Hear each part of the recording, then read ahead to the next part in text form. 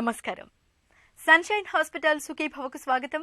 Powered by Ankura hospital for women and children Hyderabad. ఈరోజు సుఖీ భవలో పసిబిడ్డ ఆహారం ఎలా ఉండాలి, మితాహారంతో మేలైన ఆరోగ్యం, చలికాలంలో జుట్టు పదిలంగా, పిల్లల్లో ఎలర్జీలు ఎప్పుడు ప్రమాదం, ఇంకా హెల్త్ టిప్.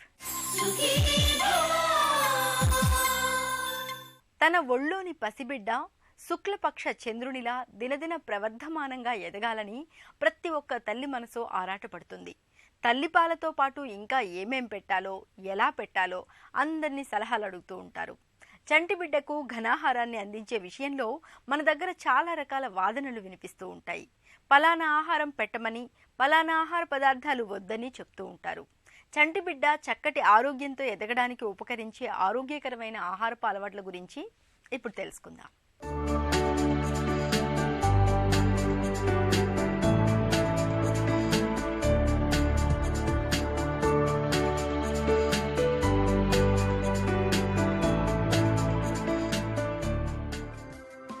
అమ్మ పాల నుంచి అన్నప్రాసనలోకి అడుగు పెట్టాక ఎదిగే పాపాయికి ఏం పెట్టాలి, బిడ్డ చలాకీగా, చురుగ్గా, ఆరోగ్యవంతంగా ఉండటానికి ఏ పోషకాలు అందించాలి? ఈ సందేహాలు తరచూ తల్లుల్ని తికమక పెడతాయి. సంటి బిడ్డకు తొలినాళ్లలో అంటే 6 నెలల వరకు అవసరమైన అన్ని పోషకాలు అమ్మ పాల నుంచే అందుతాయి. తల్లి అందించే ఆ పాలే బిడ్డ వ్యాధి నిరోధక శక్తిని పెంచి రోగాల బారిన పడకుండా చేస్తాయి. ఇక 6 నెలల తర్వాత నుంచి ఎదిగే చిన్నారులకు వారి వారి అవసరాల రీత్యా ఘనాహారాన్ని తప్పనిసరిగా అందించాలి. ఆరోగ్యవంతమైన శిశువు పుట్టినప్పుడు సుమారు 3 కేజీల వరకు బరువు ఉండాలి. 5వ నెలకు అది రెట్టింపవ్వాలి. చంటి పిల్లలు పుట్టగానే వాళ్ళకి ఆకలేస్తుంది, అందుకని వాళ్ళకి తల్లిపాలు కంపల్సరీ ఇవ్వాలి. ఆ తల్లిపాలు ఇచ్చేటప్పుడు ఆ మురుగు పాలను ఉంటాయి, అవి తీసేయకూడదు. అందులో చాలా ఇమ్యూన్ బాడీస్ ఉంటాయి, విటమిన్లు ఉంటాయి, ఖనిజలవణాలు ఉంటాయి, అన్నీ ఉంటాయి. కాబట్టి ఆ మురుగు పాలు ఎన్ని రోజులు వచ్చినా అన్ని రోజులు ఇస్తూ ఉండాలి. చంటి పిల్లలకి ఒక క్రమబద్ధకంగా పాలు ఇవ్వడం చాలా మంచిది. ఒక 4-5 నెలల వరకు తల్లిపాల మీదే పిల్లోడు పెరిగితే చాలా బాగా పెరుగుతారు. వాళ్ళకి ఏంటంటే ప్రతి నెల అందులో వెయిట్ పెరుగుతారు, పొడుగు పెరుగుతూ ఉంటారు. 6 నెలలు అయిపోయిన తర్వాత కొంచెం నెమ్మదిగాను ఏదైనా సరే మెత్తగా ఉడికించిన అన్నం కానీ, లేకపోతే తైదలు అంటే రాగులు జావలాగా కానీ అలాంటి పలచగా చేసి ఈ సిరలాక్ బయట నుంచి కూడా అమ్ముతున్నారు. సిరలాక్ అంటారు, నెస్టమ్ అంటారు, రకరకాల అలాంటివి కొంచెం కొంచెం పాలల్లో కలిపి పట్టించాలి. 8 నెలలు 9 నెలలు అలా వచ్చేటప్పటికి కొంచెం అన్నం మెత్తగా పిసికి దాంట్లో కొంచెం మజ్జిగ కానీ, లేకపోతే పెరుగు కానీ, లేకపోతే ఉడకబెట్టిన పప్పు రసం కానీ, లేకపోతే కూరగాయలు ఉడకబెట్టి దాన్ని బాగా మిక్సీలో వేసి అయ్యేసి అవి మెత్తగా జావలాగా కలిపి పిల్లలకి పెట్టచ్చు. అలా సంవత్సరం వరకు పిల్లల్ని తీసుకురావాలి.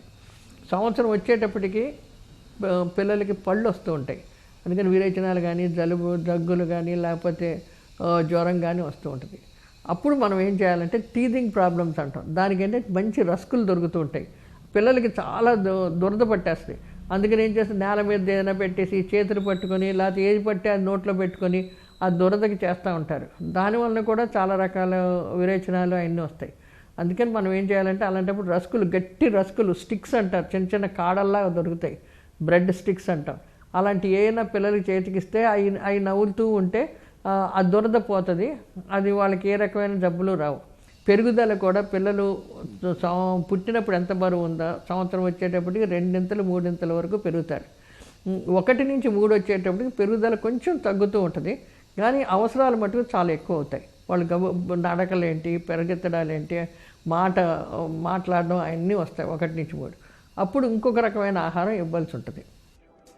సాధారణంగా అన్నప్రాసన జరిగినప్పటి నుంచి మెత్తగా మెదిపిన అన్నం, ఉడికించి మెదిపిన బంగాళదుంపలు, అరటిపండు గుజ్జు, నెయ్యి వంటి వాటిని పిల్లలకు తినిపించాలి.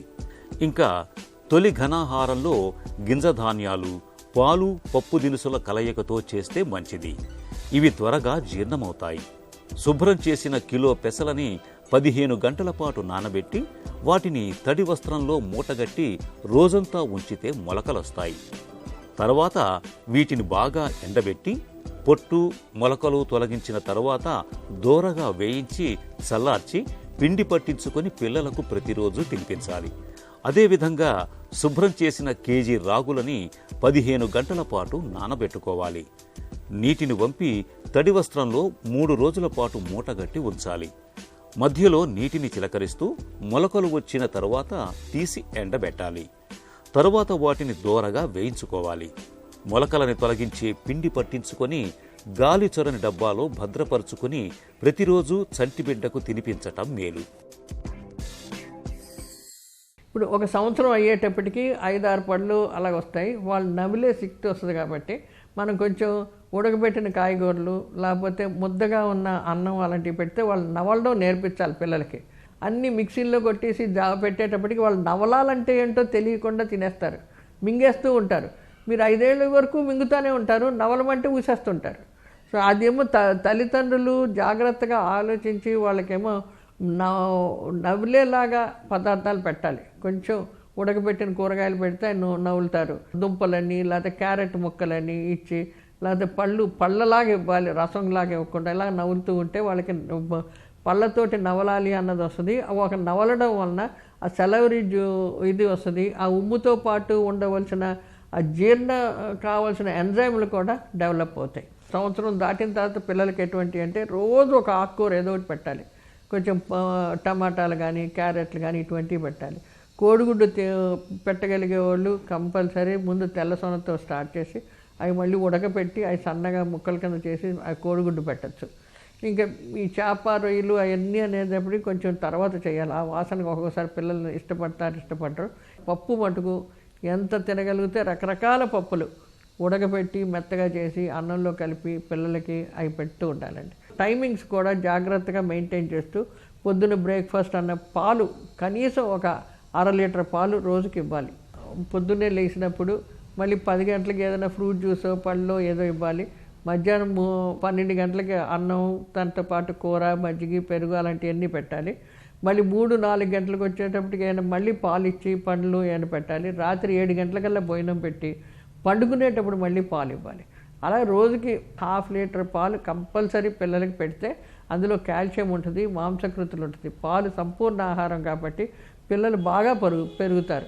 ఈ పాలు మటుకు చిక్కటి పాలు ఇవ్వాలి కానీ నీళ్లు కలిపేసి పల్చటి పాలు ఇవ్వడం మంచిది కాదు. దాంట్లో పోషక విలువలు అన్నీ చాలా తగ్గిపోతాయి. మంచినీళ్ళు కూడాను దీంతో పాటు రోజుకి కనీసం 1 లీటర్ మంచినీళ్ళు తగ్గేలాగా నీళ్ల పదార్థాలు ఎక్కువ వచ్చేలాగా వాళ్ళకి పెడుతూ ఉండాలండి. వీళ్ళు అలా వాళ్ళు ఆడుతూ ఉంటారు, ఎక్కువ పరిగెత్తూ ఉంటారు కాబట్టి వాళ్ళకి ఆకలి ఎక్కువ ఉంటుంది.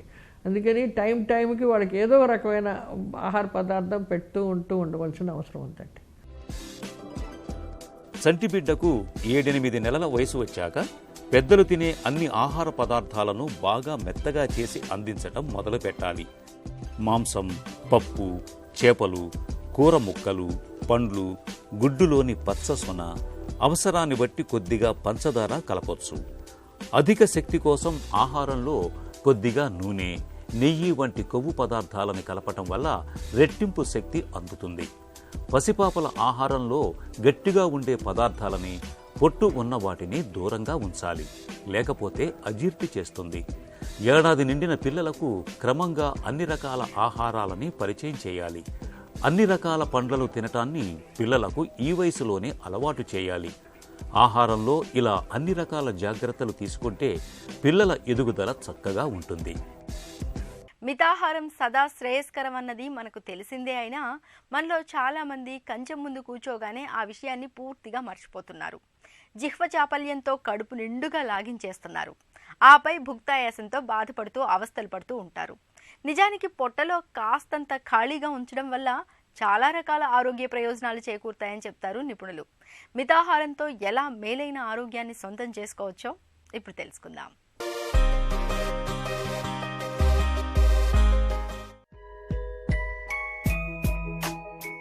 మనలో చాలామంది కంచం ముందు కూర్చుంటే కడుపు నిండిపోయే వరకు కూడా ఆగలేరు. అయితే జిహ్వ చాపల్యంతో ఇలా పొట్ట నింపేయటం కాదు, భోజనం మొత్తం ముగించిన తర్వాత కూడా కడుపులో మరో 4-5 ముద్దలకు చోటుండాలని చెబుతారు మన పెద్దలు. ఈ మాటలు అక్షర సత్యాలని ఇప్పుడు ఆధునిక పరిశోధనలు నిర్ధారిస్తున్నాయి. కడుపు నిండా కాకుండా 4 ముద్దలు తక్కువ తినేవారి ఆయుర్దాయం ఎక్కువగా ఉంటోందని, జీవిత చరమాంకంలో కూడా వీరికి తీవ్రమైన ఆరోగ్య సమస్యలేవీ ఉండటం లేవని పరిశోధకులు గుర్తించారు. స్వీట్లు, కొవ్వు, తీపి పదార్థాల వంటి క్యాలరీలు ఎక్కువగా ఉండే పదార్థాలు బాగా తగ్గించేసి చిన్నతనం నుంచి పీచుతో సహా చక్కటి పోషకాలుండే పండ్లు, కూరగాయల వంటివి మితంగా తీసుకుంటూ ఉండేవారు ఎక్కువ కాలం జీవిస్తున్నారు. ముఖ్యంగా వీరిలో మతిమరుపు, మధుమేహం, క్యాన్సర్ల వంటి జబ్బులు చాలా తక్కువగా ఉంటున్నాయని పరిశోధకులు గుర్తించారు. కాబట్టి తిండి మానేయద్దు, అలాగని ఎక్కువ తినద్దు.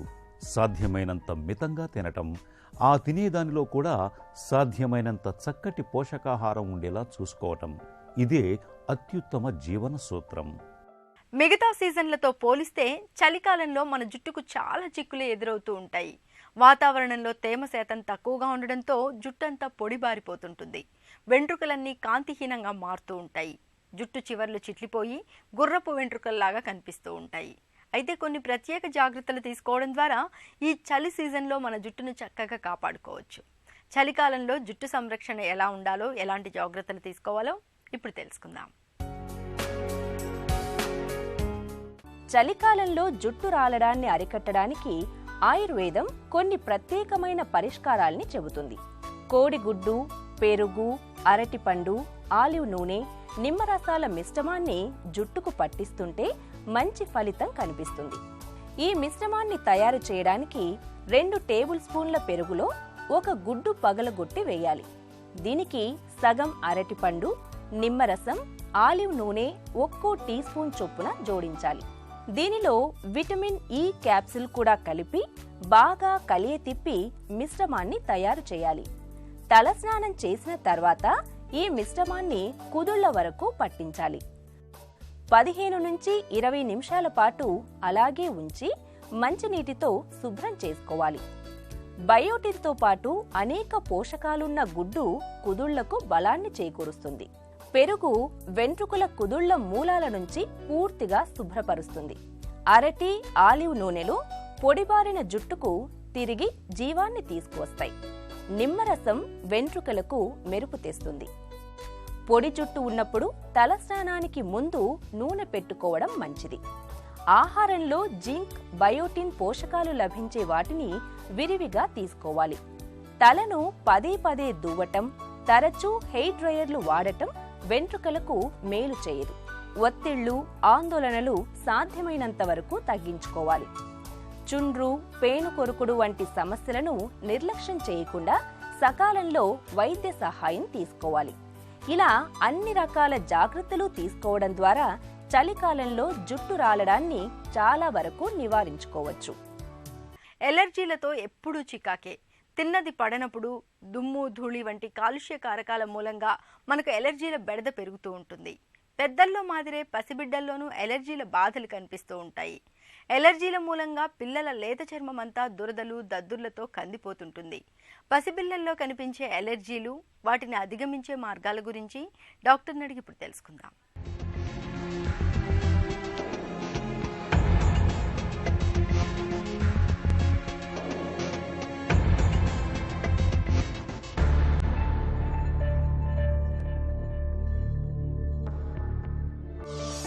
ఎలర్జీ అంటే ఏంటి? ఎలర్జీ అని ఎప్పుడు చెబుతారు? మనకి ఇప్పుడు చల్లగాలి ఎదురవుతుంది, మన ఏం చేయదు, కానీ ఎలర్జీ లక్షణాలు ఉన్న పిల్లలకి అది రియాక్ట్ అవుతుంది. పిల్లల్లో డస్ట్ మైట్ ఎలర్జీ అంటే దుమ్ము, ఏదైతే మన బెడ్స్లో ఉండే డస్ట్ మైట్స్ ఉంటుందో మైట్స్ వల్ల ఎలర్జీ, అది మనల్ని ఏం చేయదు. కానీ ఎలర్జీ లక్షణాలు ఉన్న పిల్లల్లో వాటిల్లో సివియర్గా జలుబు రావటం కానీ, తుమ్ములు రావటం కానీ, దగ్గు రావటం కానీ, ఆయాసం రావటం కానీ జరుగుతూ ఉంటుంది. సో వాతావరణంలో చాలా వస్తువులకు ఏవైతే మనం నార్మల్గా తీసుకుంటామో కొంతమంది పిల్లలకి అంటే ఎలర్జీ లక్షణాలు ఉన్న పిల్లల్లో అబ్నార్మల్ రియాక్షన్స్ వస్తూ ఉంటాయి. సో వీటిని అలర్జీస్ అని అంటాం. పిల్లల్లో సాధారణంగా ఎలాంటి ఎలర్జీలు కనిపిస్తూ ఉంటాయి? మనకి ఇమ్యూనిటీ ఏదైతే మనకు ప్రొవైడ్ చేస్తుందో బాడీలో 2 రకాల ఇమ్యూనిటీ ఉంటుంది. ఒకటి IgE అని ఉంటుంది, ఒకటి వచ్చేసి IgM, IgG అని ఉంటుంది. తల్లిదండ్రుల్లో ఏ రకమైన అలర్జీస్ అని ఉంటే ఒకవేళ ఒకరిలో ఉంటే 25% పిల్లల్లో వచ్చే అవకాశం ఉంటుంది. తల్లిలో తండ్రిలో ఇద్దరిలో కూడా అలర్జీస్ ఉంటే పిల్లోనికి 50% వచ్చే లక్షణాలు ఉంటాయి.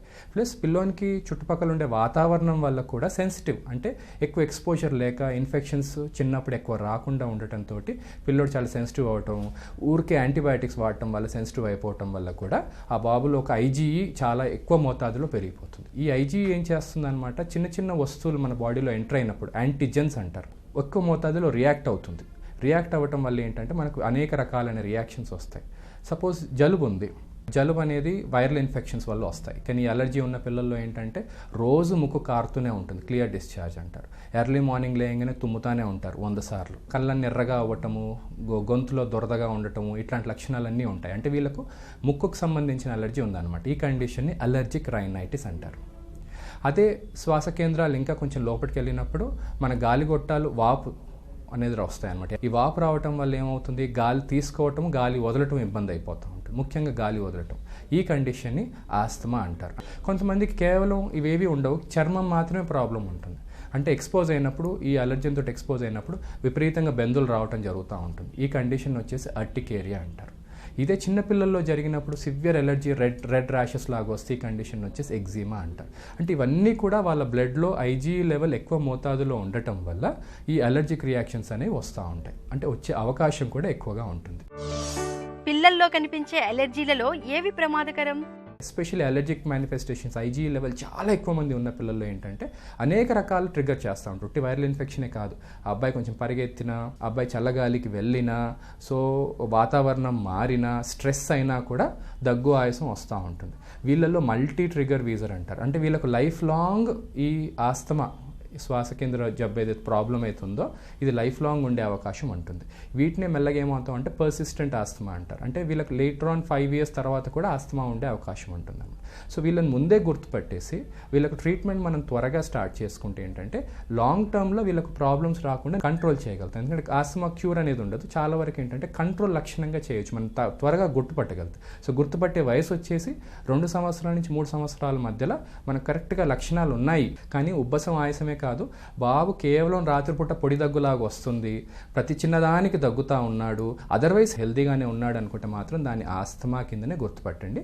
గుర్తుపట్టి డాక్టర్ దగ్గరికి వెళ్ళి దాన్ని ఫస్ట్ గుర్తుపట్టినివ్వండి. డాక్టర్కి చెప్పండి ఇలా ఎందుకు దగ్గుతున్నాడు ఏంటి అని. మేబీ డాక్టర్లు, పెడియాట్రిషియన్స్ కానీ అలర్జీ స్పెషలిస్టులు కానీ దాన్ని బాగా గుర్తుపట్టగలుగుతారు అది ఆస్తమా కాదని. త్వరగా దాన్ని ట్రీట్మెంట్ ఇనిషియేట్ చేసుకోగలిగితే ఇన్హేలర్స్ అని చాలా మంచి ఇన్హేలర్స్ దొరికాయి, ట్రీట్మెంట్స్ చాలా మంచి ట్రీట్మెంట్స్ ఉన్నాయి.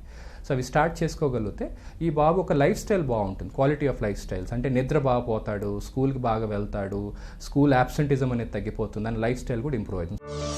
పిల్లలు ఎలర్జీలతో బాధపడుతున్నప్పుడు ఏం చేయాలి? ఏ అలర్జీ వల్ల బాబుకు వస్తుంది అనేది గుర్తుపట్టగలుగుతుంది. దానికి టెస్టింగ్ కూడా ఉంటుంది, స్కిన్ టెస్టింగ్ అని ఉంటుంది, మనకు బ్లడ్ టెస్ట్ కూడా ఉంటాయి. గుర్తుపట్టగలిగి వాటిని నివారించగలుగుతామా లేదో చూసుకొని దాన్ని నివారించగలిగితే చాలా వరకు అతని క్వాలిటీ ఆఫ్ లైఫ్ అనేది మంచిగా అయ్యే అవకాశాలు ఉంటాయి. నెక్స్ట్ మనకు వచ్చే ప్రాబ్లం వచ్చేసి స్కిన్లో. కొంతమంది పిల్లలకి ఏంటంటే అతిగా చెమట పట్టడం వల్ల సో బెందులు వచ్చేస్తుంటాయి. సో వీళ్ళు ఈ కండిషన్ వచ్చేసి అర్టికేరియా అంటారు. ఈ అర్టికేరియా కండిషన్ ఏంటంటే వీళ్ళకు ఈ దేనివల్ల వస్తుంది అనేది కనుక్కోవటం చాలా ఇంపార్టెంట్. ఎందుకంటే మొదటి 5-6 రోజుల వరకు మనకు క్లాసికల్గా దేనివల్ల వస్తుందనేది చెప్పడం చాలా కష్టం. కొన్నిసార్లు ఫుడ్ ఎలర్జీ అంటే మనం తినే ఆహారం కొన్ని పోషక లక్షణాలు పడకపోవటం వల్ల కూడా మనకు ఈ ర్యాషెస్, అలర్జీస్ వచ్చే అవకాశాలు చాలా ఉంటాయి. సో వీటిని టైంకి గుర్తుపట్టి దీనికి మందులు ఇవ్వటం వల్ల ఈ అర్టికేరియా నివారించగలుగుతాం. కేవలం 2-3 వారాలకు మించి ఈ కండిషన్ ఉంటే అప్పుడు అనేక రకమైన పరీక్షలు చేసి దేనివల్ల వచ్చిందో తెలుసుకొని దానికి తగ్గట్టు మనం మందులు వాడాల్సిన అవకాశం ఉంటుందన్నమాట. సో ఇవన్నీ కూడా వేరియస్ టైప్స్ ఆఫ్ అలర్జీస్, మనం ఏ టైంకి ఏంటి అనేది కనుక్కోవటం అనేది చాలా ఇంపార్టెంట్. పిల్లల్లో ఎలర్జీలకు చికిత్స ఎలా ఉంటుంది? అలర్జీస్కి చాలా వరకు చికిత్స అనేది కంట్రోల్ అండి, క్యూర్ అనేది చాలా తక్కువ. ఏజ్ పెరిగే కొద్దీ చాలామంది పిల్లలు ఇమ్యూనిటీ పెరిగే కొద్దీ they will out grow it. Second thing ఏంటంటే ఎక్స్ట్రా కేర్ అనేది పెట్టకపోవటం బెటర్ అండి. పిల్లల్లోకి ఏంటంటే స్టెరిలిటీ, అంటే వాతావరణం ఏంటంటే ఏ ఆర్గానిజం ఎంటర్ అవ్వద్దని ప్రతిదీ స్టెరైల్ చేయటం, ప్రతిదీ వేడి చేయటం, హిపా ఏ ఫిల్టర్స్ అని వాడటం, ఇవి వాడటము, సెన్సిటివ్గా పిల్లల్ని పెంచడం వల్ల ఏంటంటే ఇన్ఫెక్షన్స్ రాకుండా పిల్లల్ని మనం పెంచితే మొదటి 2-3 సంవత్సరాలు పిల్లల్లో ఒక ఇమ్యూనిటీ వచ్చేసి కేవలం IgE ఉంటుందండి. మన బాడీలో ఇన్ఫెక్షన్స్ వచ్చే కొద్దీ ఐజీజీ ఐజీఎం అనేవి పెరుగుతూ ఉంటాయి. ఇన్ఫెక్షన్స్ రాకుండా మనం ఆపేసరికి ఏమవుతుంది, కేవలం ఐజీఏ ఉంటుంది. ఐజీఈ పని ఏంటి, కేవలం అలర్జీస్కే రియాక్ట్ అవుతూ ఉంటుంది. సో చిన్న ప్రాబ్లం వచ్చినా కూడా బాబుకు రియాక్ట్ అవుతూ ఉంటుంది. సో బాబుని మరీ సెన్సిటివ్గా పెంచుకోకుండా నార్మల్గా పెరగనివ్వండి. చిన్న చిన్న రోగాలు వస్తే encourage him to fight the infection rather than దాన్ని అనవసరంగా యాంటీబయాటిక్స్ వాడటం, రాకుండా ఎలా చూడటం కంటే కూడా వస్తే మంచిదే అని అనుకోండి. ఆడనివ్వండి బాబుని, ప్రతిదీ టచ్ చేయనివ్వండి. సో ఇట్లాంటి వాతావరణం వల్ల బాబుకి ఏంటంటే మెయిన్ ట్రీట్మెంట్ అలర్జీస్ రాకుండా ప్రివెంట్ చేసుకోగలుగుతాం. అలర్జీస్ వచ్చినప్పుడు మనకి ఎప్పుడైతే అనుమానం వచ్చిందో బాబుకి జ్వరం లేకుండా దగ్గు ఆయాసం వస్తుందో ఇవి వస్తున్నాయో కరెక్ట్ ట్రీట్మెంట్ డాక్టర్ దగ్గర తీసుకోవడం బెటర్. ఎందుకంటే ఆస్తమాకి ఇవాళ రేపు మందుల కంటే కూడా ఇన్హేలర్స్ చాలా బాగా పనిచేస్తాయి. Doctors should be in a better position, అంటే దాన్ని ట్రీట్ చేయడానికి అవకాశం అనేది ఎక్కువ ఉంటుందండి. ఇక ఈరోజు కార్యక్రమాన్ని ముగించే ముందు సన్షైన్ హాస్పిటల్ సమర్పించే ఒక చిన్న చిట్కా మీకోసం. రక్తంలో చెడు కొలెస్ట్రాల్ ఎక్కువగా ఉన్నప్పుడు తరచూ చేపల్ని తినడాన్ని అలవాటుగా మార్చుకోండి. చేపల్లోని ఒమేగా 3 రకానికి చెందిన కొవ్వులకు రక్తంలో చెడు కొలెస్ట్రాల్ను తగ్గించే గుణం ఉంది. సుఖీభవ కార్యక్రమానికి సంబంధించి మీ విలువైన సూచనలు సలహాల్ని వెంటనే మాకు రాయండి. మా చిరునామా Sukhibhava, ETV, Ramoji film city, Hyderabad 501512 లేదా sukhibhava@etv.co.in కు ఈమెయిల్ చేయండి.